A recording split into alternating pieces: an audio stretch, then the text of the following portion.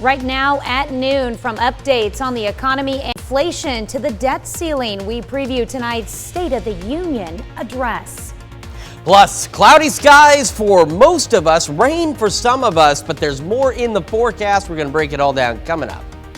And Super Bowl week is officially underway in Arizona, home of Super Bowl 57.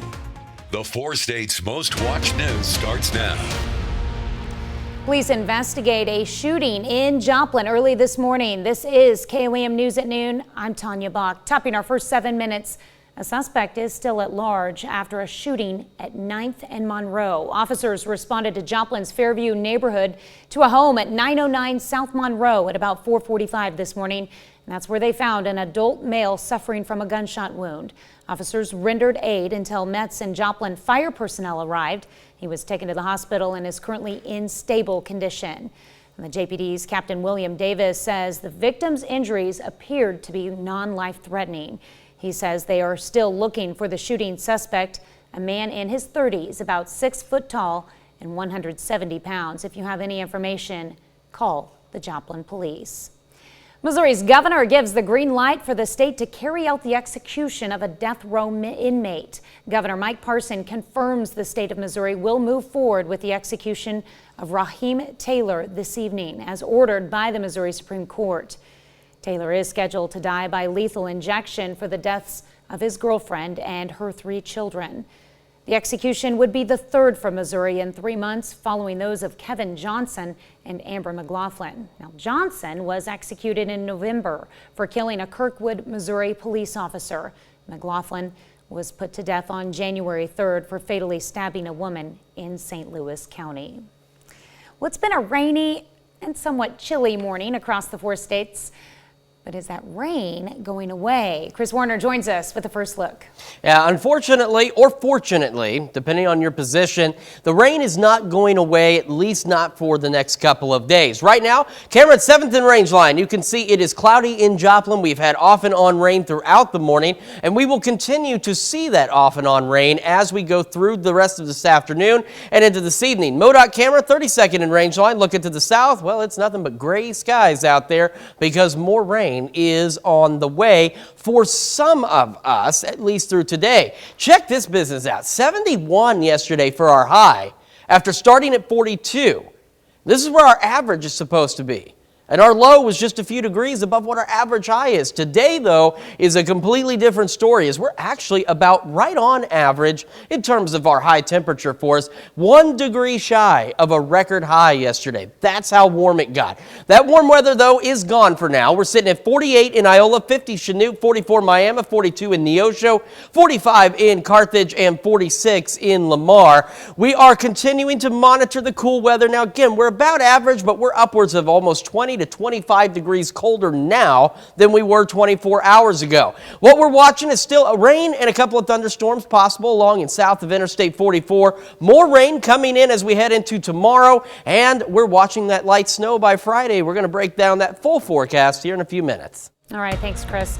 Well, President Biden is set to give his second State of the Union address to the American people tonight, where he plans to tout what he considers economic progress, with the lowest unemployment rate in half a century. But a new CBS poll finds that a majority of Americans believe the Biden administration's policies are making the economy worse. Nicole D'Antonio reports from Capitol Hill. White House officials tell CBS News the president wants to strike an optimistic tone during tonight's State of the Union address. I want to talk to the American people and let them know the state of affairs, what's going on, what I'm looking forward to working on from this point on, what we've done.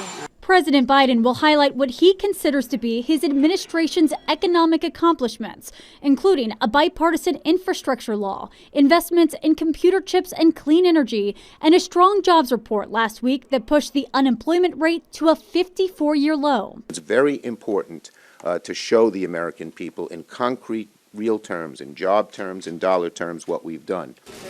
But many Americans remain skeptical. A new CBS News poll finds a majority of Americans currently believe that President Biden's policies are making inflation, gas prices, and the overall economy worse. There's so many barriers, just so many challenges that are preventing people from re-entering the workforce. This is the president's first State of the Union address before a divided Congress. The speech comes as Republicans, who now control the House, call on the president to negotiate a debt limit increase that includes spending cuts. He may talk tonight about the debt ceiling, and of course, the debt ceiling is a symptom of Washington's spending problem under Joe Biden. Tonight's speech also comes on the heels of the U.S. military shooting down what the administration says was a Chinese spy balloon. 6 in 10 Americans say they disapprove of President Biden's handling of China. Nicole D'Antonio, CBS News, Capitol Hill. Arkansas Governor Sarah Huckabee Sanders, who was previously President Trump's press secretary, will deliver the official Republican response. A Trump 2024 campaign source confirms the former president will release a video response as well. Well, a massive train derailment on the Ohio-Pennsylvania border still has residents on edge. Officials announced Monday they had successfully conducted a controlled release of toxic chemicals, which could have caused an explosion if left unchecked. Earlier, Ohio's governor warned anyone refusing to leave the evacuation zone before the controlled release could also be at risk of inhaling the fumes. A desperate situation is unfolding in Turkey and Syria after 2 massive earthquakes kill more than 5,000 people. Countless more remain trapped as rescuers race against the clock to save them. With damage so widespread, search teams struggle to reach devastated towns. And voices that had been crying out from the rubble are falling silent. The bitter cold weather complicates survival for people forced to sleep outside. And help is on the way as elite search and rescue teams from California and Virginia join dozens of countries from around the world, bringing support and supplies to both Turkey and Syria. Crews from across Europe, Asia, and the Middle East are flying in with heavy equipment and sniffer dogs to help locate victims and pull them out of the rubble. Rescuers say they're keeping an eye on social media to track victims, as some have posted pleas for help. That's a look at today's top stories and weather in our first 7 minutes. Up next on KOAM News at noon, Media Night kicks off a week of activities for fans and teams ahead of the Super Bowl. And later, we're making honey barbecue chicken bites in the Mr. Food Test Kitchen. Well, Super Bowl week is underway in Arizona, home of Super Bowl 57, and that means a lot of hype. Thousands of journalists, analysts, and anyone who can wrangle a press pass are there to watch nearly everything the Chiefs and Eagles do ahead of Sunday's game. Chris Van Cleve reports from Glendale, just outside of Phoenix. For Kenneth Gainwell, this moment is the stuff dreams are made of. It's kind of wild to just think about it all your life. Every Super Bowl you watching the game, now it's your turn to go out there and do it. Kenneth Gainwell! He now plays for the team he grew up rooting for. Touchdown! Because I'm an Eagle fan, and just getting the opportunity to be on the Eagles and to be in the Super Bowl, it's amazing. The spotlight is expected to shine brightest on 2 black starting quarterbacks for the first time in Super Bowl history. Jalen Hurts. This is the mecca of all football. This is the game of all games. And Patrick Mahomes. It's gonna be a heck of a football game. They're also breaking ground by having the youngest combined age among 2 starting quarterbacks in the big game. Ticket reseller Ticket IQ claims the average price for a seat at the Super Bowl is approaching $10,000. When it comes to a Super Bowl, is it harder to plan one or play in one? Definitely harder to plan it.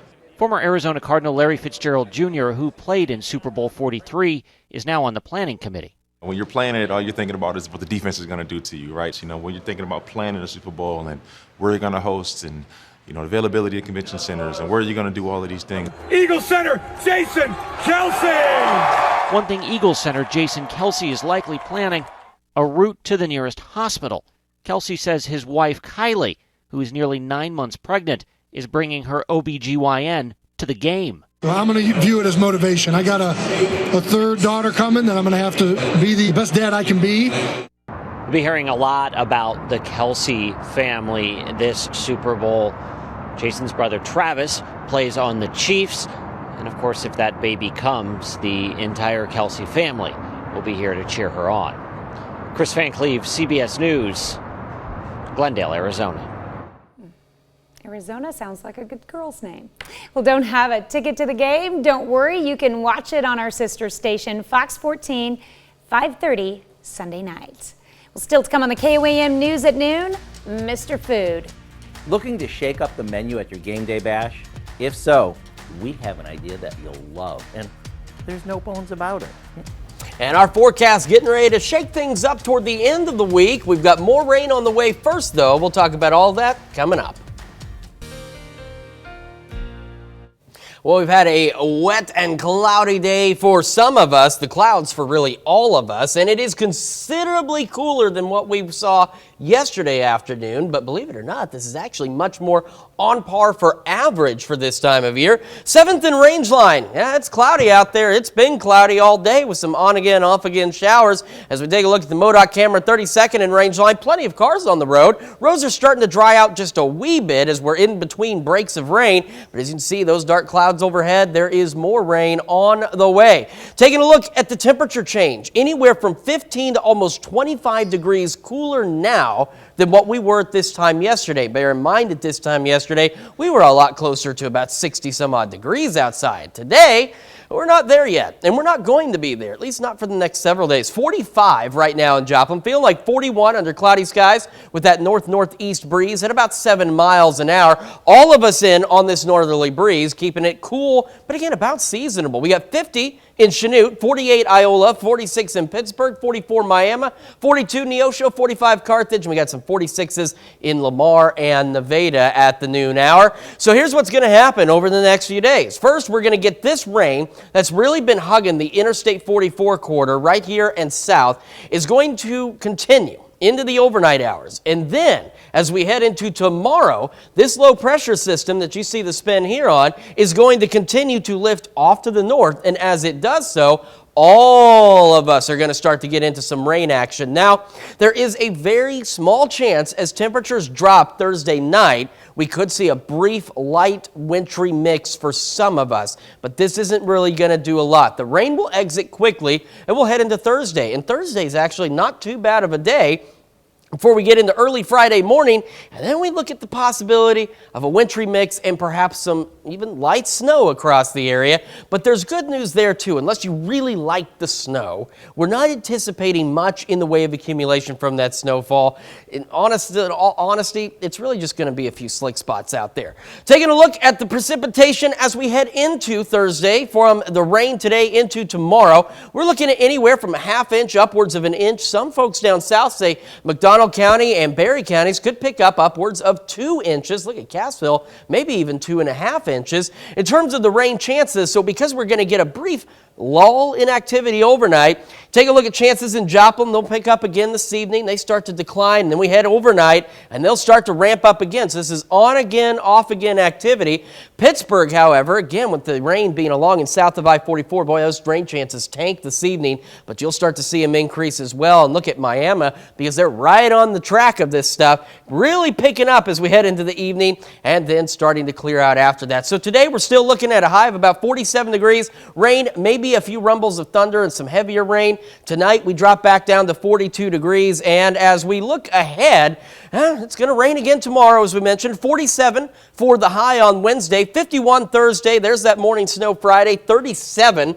So a lot cooler, 31 Thursday night. That's why we might see a little bit of a wintry mix. 23 Friday night, so watch out for slick spots. And then as we head through the weekend and into the start of next week, we start to warm up again, but we also watch increasing shower chances once again across the area. So temperatures all in all, not too bad, pretty close to average except for Friday. And plenty of rain chances, because as we've been talking about, our drought situation has not significantly improved from this past summer, and we need as much rain as we can possibly get. Just not all at once. And honestly, this 7-day gives you a little bit of everything in the forecast, too. It does. It gives you 2 or 3 different seasons right in 7 days. And a reason to stay inside to watch the big game on Sunday. Yeah, even though it's a slight chance of showers, you know, it's a chance of showers. You might as well stay inside. All right, thanks, Chris. Well, stick around. We're making the perfect Super Bowl snack, honey barbecue chicken bites. Well, if you plan on cheering on the Chiefs this Sunday, you'll want to make a game-winning snack for your Super Bowl spread, and you're in luck. Today, Howard shows us how to make his honey barbecue chicken bites in the Mr. Food Test Kitchen. Did you know that more food will be consumed during Sunday's big game than any other day of the year? Well, except for Thanksgiving. It's true, and while you won't find turkey and mashed potatoes on the menu, there's a pretty good chance your typical game day favorites will include chips and dip, pizza, wings, and lots of ice-cold beer. And if you're looking to add something new to your lineup, I suggest you add our honey barbecue chicken bites. And to make these flavor-packed bites, we mix together some crushed cornflakes with paprika, onion and garlic powder, and some salt and pepper, and we set that aside. Next, we cut up a couple of pounds of boneless, skinless chicken breast into 1-inch chunks. After dipping them in some beaten egg mixed with a little milk, we coat them with our seasoned cornflakes. Once they're baked, we'll drizzle them with a homemade honey barbecue sauce, and they're done. These are a nice change of pace from wings, since they're easy to eat and are better for us. To get the recipe for our honey barbecue chicken bites, simply visit our website. You might even want to make a double batch, since they'll disappear as fast as you make them. I'm Howard in the Mr. Food Test Kitchen, where today we found a game-changing way for you to say, ooh, it's so good. Game on, those look good. You can find this recipe along with a lot more good food from the Mr. Food Test Kitchen online. Just go to our website at KOAMnewsnow.com. Here's a look at our 4-state market prices.